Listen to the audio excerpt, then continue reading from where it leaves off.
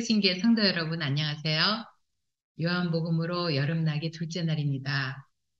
오늘은 요한복음 2장을 읽겠습니다. 성경책과 필기도구 준비하셨지요? 자, 읽겠습니다. 제2장.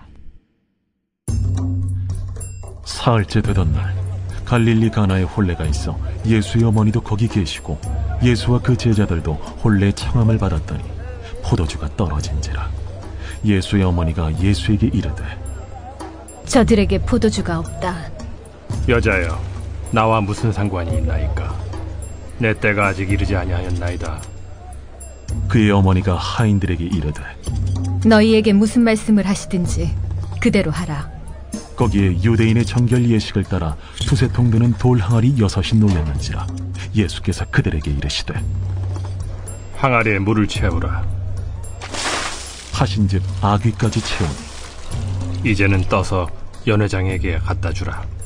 하심에 갖다 주었더니 연회장은 물로 된 포도주를 맛보고도 어디서 났는지 알지 못하되 물떠온 하인들은 알더라.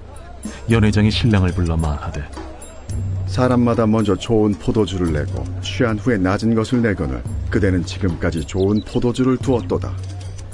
예수께서 이 첫 표적을 갈릴리 가나에서 행하여 그의 영광을 나타내시며 제자들이 그를 믿으니라. 그 후에 예수께서 그 어머니와 형제들과 제자들과 함께 가버나움으로 내려가셨으나 거기에 여러 날 계시지는 아니하시니라.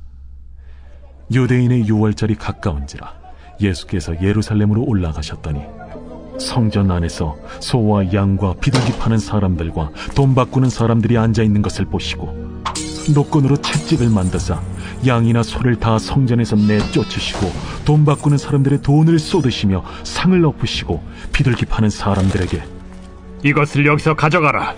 내 아버지의 집으로 장사하는 집을 만들지 말라 하시니 제자들이 성경 말씀에 주의 전을 삼원은 열심히 나를 삼키리라 한 것을 기억하더라.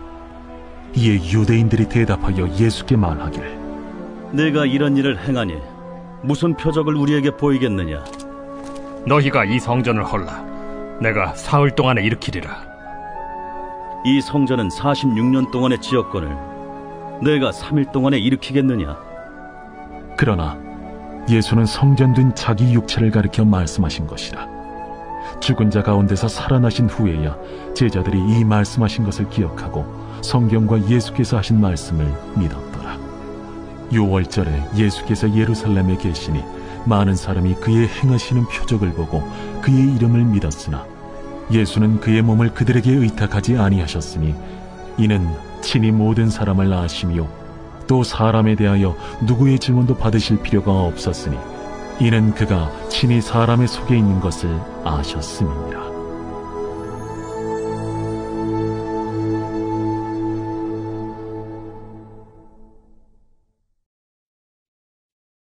아멘. 요한복음 2장은 성도님들이 잘 아시는 두 가지 사건이 기록되어 있습니다. 예수님께서 갈릴리 가나의 혼인잔치에서 첫 표적을 보여주시는 일과요. 성전을 깨끗하게 하신 일입니다.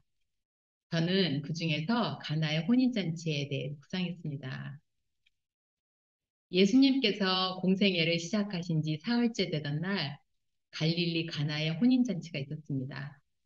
어머니 마리아가 잔치의 여러 정황을 알고 하인들에게 이것저것 지시하는 것으로 보아서요. 매우 가까운 사이였던 것 같습니다. 전통적으로 유대인의 혼인잔치는 1, 2주 정도 길게 진행되었는데요. 이 잔치에 예수님과 제자들도 초대되었습니다. 그런데 잔치가 한창 진행되던 중에 포도주가 떨어졌습니다. 포도주가 없다는 것은 잔치의 흥을 깨뜨리는 것이고 주인에게는 상당히 수치스러운 일이었다고 합니다. 그리고 예수님이 유대인의 정결의식에 사용되었던 손 씻는 물을 아주 좋은 포도주로 바꾸어 놓으셨다는 여러분도 잘 아시는 그런 내용입니다. 11절에 이 사건을 이렇게 말하고 있는데요. 예수께서 이 표적을 갈릴리 가나에서 행하여 그의 영광을 나타내심에 제자들이 그를 믿으니라 고 기록하고 있습니다. 이 사건은 예수님의 첫 표적으로 예수님의 영광을 나타내는 사건이었습니다. 그리고 이르봇 제자들이 예수님을 믿었다고 합니다. 표적은 헬라어로 세메이온입니다. 신호를 보내다, 지시하다, 알리다, 보이다, 가리키다 라는 뜻을 가지고 있습니다. 예수님의 첫 표적은 예수님이 어떤 분이고 장차 어떤 일을 하실지를 보여주는 신호탄입니다. 어떤 신호를 보여주시는 걸까요?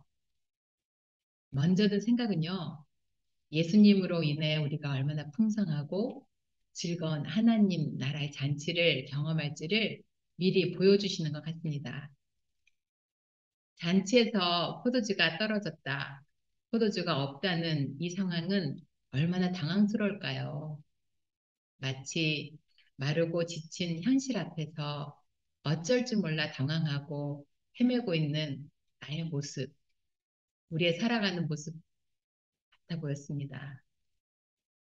그런데 7절에서 예수님이 물을 채우라 이 말씀에 6개의 돌 항아리 여기까지 물이 가득 채워지고 그것이 마시는 포도주가 되면서 현장은 완전히 다른 분위기가 되었습니다. 이사야서 25장 6절에 이런 말씀이 있습니다. 만군의 여호와께서 이 산에서 만인을 위하여 기름진 것과 오래 저장하였던 포도주로 연회를 베푸시리니 라는 말씀이 있는데요. 우리가 예수님을 만나면 이 잔치상을 받을 것이라는 것을 보여주는 것 같습니다. 두 번째로는요. 손을 씻을 물이 질 좋은 포도주로 바뀐 것이었습니다. 완전히 다른 어떤 것이 되었다는 것이죠. 우리는 이미 성경을 통해 또 우리 각자의 경험을 통해서 알고 있습니다. 예수님을 만나면 어떤 변화가 일어날 것인지를요. 예수님을 만나 거듭남으로 죄인에서 의인으로, 종에서 자유인으로, 하나님의 자녀로, 하나님의 백성으로 완전히 다른 신분이 된다는 것을 듣고 읽고 배우고 또 경험했습니다.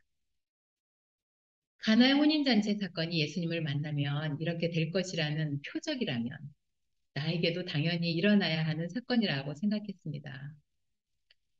일단은 많은 것에서 자유로워진 것 같고요. 매이지 않고 편안하고 넉넉해진 것 같습니다. 예수님이 물을 포도주로 만드신 것 같이 제가 단번에 변한 것 같지는 않습니다. 하지만 포도주가 시간을 두고 푹 익어가는 것 같이 시간의 흐름 속에서 농익게 하시고 지금도 여전히 익어가고 있는 것 같습니다. 40대 후반인지 50대 초반인지 기억은 잘 안 나는데요. 큰 딸아이가 엄마 변했어 라는 말을 했습니다. 인정을 받은 거죠. 그런데 한편으로는 모태신앙인 제가 그제야 변한 거예요. 50이 다 되어서요. 아직도 여전히 변하고 있습니다. 사람들은 나이가 들면 기운이 빠져서 그렇게 된다고 하는데 저는 확실히 예수님 덕분입니다. 우리 성도님들도 오늘 예수님을 만난 자신을 돌아보고 어떤 변화가 있었는지 그 변화를 나와 주변이 어떻게 누리고 있는지 묵상해 보시면 좋겠습니다. 다 같이 기도하시겠습니다. 참 좋으신 하나님 아버지, 주님을 만난 덕분에 이렇게 좋은 성도님들과 주님의 잔치에 함께 참여하게 하심에 감사드립니다.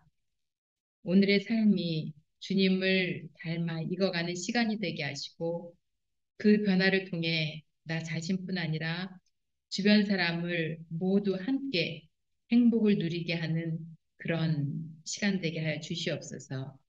예수님 이름으로 기도드립니다. 아멘.